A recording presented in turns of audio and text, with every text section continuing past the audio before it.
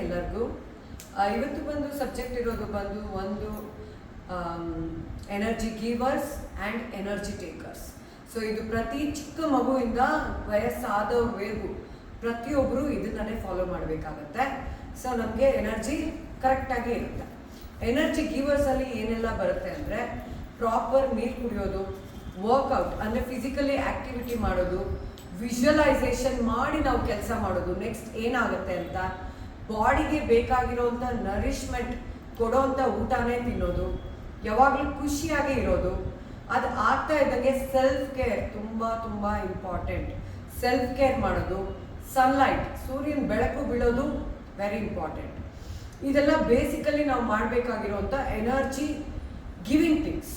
ಅದೇ ಎನರ್ಜಿ ಯಾವುದೆಲ್ಲ ತೆಗೆಯುತ್ತೆ ಅಂದರೆ ತುಂಬ ಸ್ಕ್ರೀನ್ ಟೈಮ್ ನೋಡೋದು, ಅಥವಾ ತುಂಬ ಲ್ಯಾಪ್ಟಾಪ್ಸ್ ಮೊಬೈಲ್ ಯೂಸ್ ಮಾಡೋದು, ಓವರ್ ಥಿಂಕ್ ಮಾಡೋದು, ನೆಗೆಟಿವ್ ಇರೋ ಜಾಗದಲ್ಲಿ ತುಂಬ ಟೈಮ್ ಸ್ಪೆಂಡ್ ಮಾಡೋದು, ಯಾವುದೇ ಕೆಲಸ ಮಾಡಿದ್ರು ವಿಜುವಲೈಸೇಷನ್ ಮಾಡದೆ ಮಾಡೋದು, ಪ್ರಾಪರಾಗಿ ಹೈಡ್ರೇಷನ್ ಇಲ್ಲ ಡಿಹೈಡ್ರೇಟ್ ಆಗೋದು, ಜಂಕ್ ಐಟಮ್ಸ್ ಜಾಸ್ತಿ ತಿನ್ನೋದು, ಜನಕ್ಕೆ ಪ್ಲೀಸಿಂಗ್ ಹುಚ್ಚು ಅಂದರೆ ಬೇರೆಯವ್ರಿಗೆ ಪ್ಲೀಸ್ ಮಾಡೋದು, ಈಗೋಯಿಸ್ಟಿಕ್ ಆಗಿರೋದು, ಜಲಸಿ ಇರೋದು, ಇದೆಲ್ಲನೂ ನಮಗೆ ಎನರ್ಜಿ ಟೇಕಿಂಗಲ್ಲಿ ಬರುತ್ತೆ. ನಾವೇನು ಮಾಡೋದೇ ಬೇಡ, ಇದರಲ್ಲಿದ್ದರೆ ಎನರ್ಜಿ ಹೋಗ್ಬಿಡುತ್ತೆ.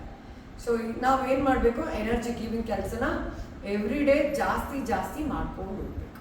So age is just a number. ಇದನ್ನು ಮಾಡೋದ್ರಿಂದ V enjoy, right? That's all.